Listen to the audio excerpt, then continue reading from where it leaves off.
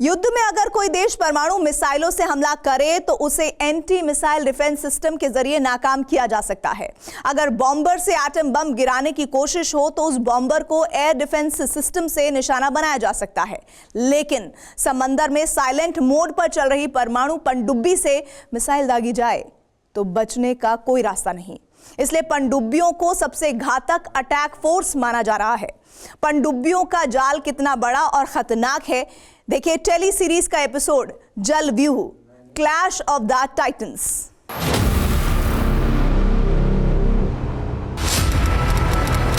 12 अगस्त 2000, Barents sea, Arctic. समय दिन में 11:30 बजे। सोवियत संघ के विखंडन के बाद रूस की नौसेना पहली बार परमाणु पनडुब्बी के साथ ड्रिल कर रही थी। 24 क्रूज मिसाइलों से लैस रूसी नौसेना की सबसे आधुनिक और ताकतवर पनडुब्बी कुर्स्क पहली बार फुल स्केल वॉर की रिहर्सल में हिस्सा ले रही थी। 30 युद्धपोतों की फ्लीट थी, लेकिन रूस की निगाहें अपनी इसी पनडुब्बी पर थी। युद्धाभ्यास का तीसरा दिन था और अचानक जोरदार धमाका हुआ। कुर्स्क पनडुब्बी के परखच्चे उड़ चुके थे। 12 घंटे की तलाश के बाद रूसी नौसेना के फ्लीट कमांडर ने राष्ट्रपति व्लादिमीर पुतिन को दिल दहला देने वाली रिपोर्ट भेजी।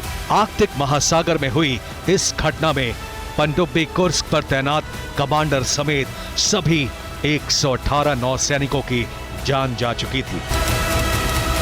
8 जुलाई 2022, सेवरोडोनेत्स्क पोर्ट, उत्तरी रूस।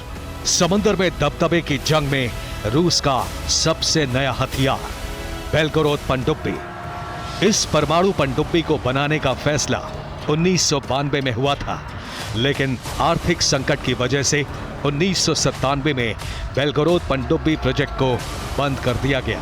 साल 2000 में कुर्स्क पनडुब्बी हादसे के बाद राष्ट्रपति पुतिन ने बेलगोरोद पनडुब्बी का काम दोबारा शुरू करने का आदेश दिया। कुर्स्क की तरह बेलगोरोद पनडुब्बी को ऑस्कर 2 क्लास कैटेगरी में बनाया जाना था, लेकिन पुतिन की शर्त थी कि बेलगोरोद पनडुब्बी में इतनी ताकत होनी चाहिए कि समंदर में उसकी आहट से ही दुश्मनों के दिल दहल जाए। और वाकई यही हुआ।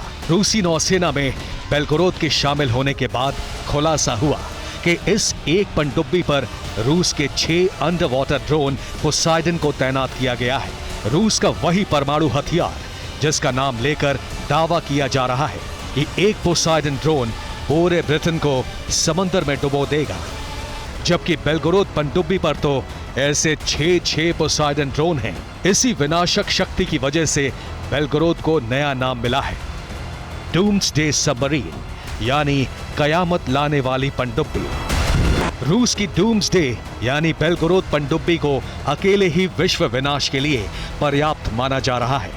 तो क्या अमेरिका के पास इसका कोई जवाब है?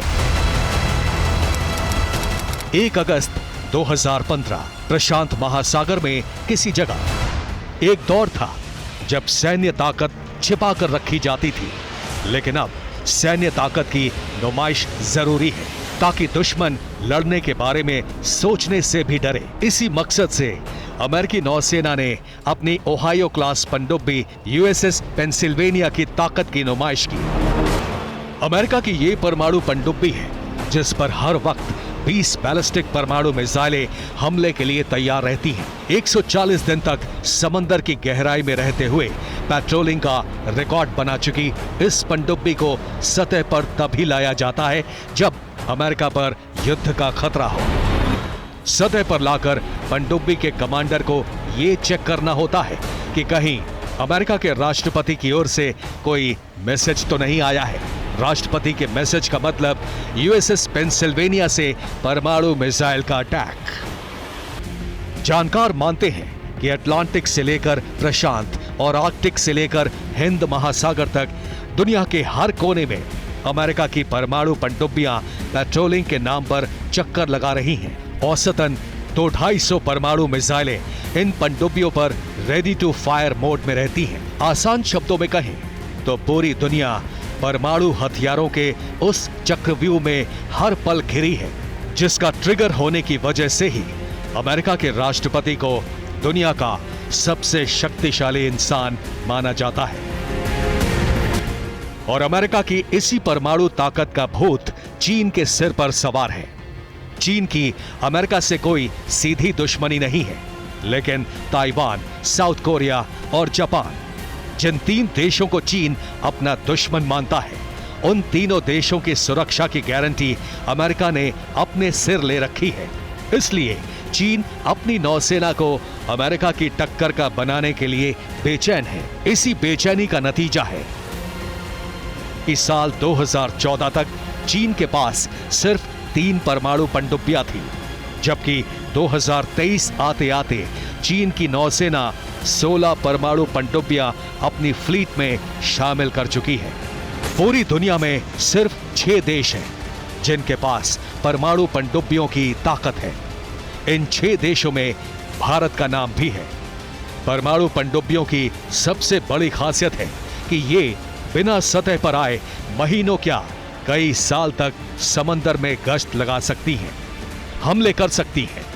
दिक्कत सिर्फ एक ही होती है कि पनडुब्बियों पर तैनात नौसैनिकों के राशन की सप्लाई कैसे होगी। चीन और रूस से मिल रही चुनौतियों का जवाब देने के लिए अमेरिका ने इसका इंतजाम भी कर लिया है। अब अमेरिका की परमाणु पनडुब्बियों पर जरूरी सामान की सप्लाई नौसेना और वायुसेना के विमानों से होने लगी है।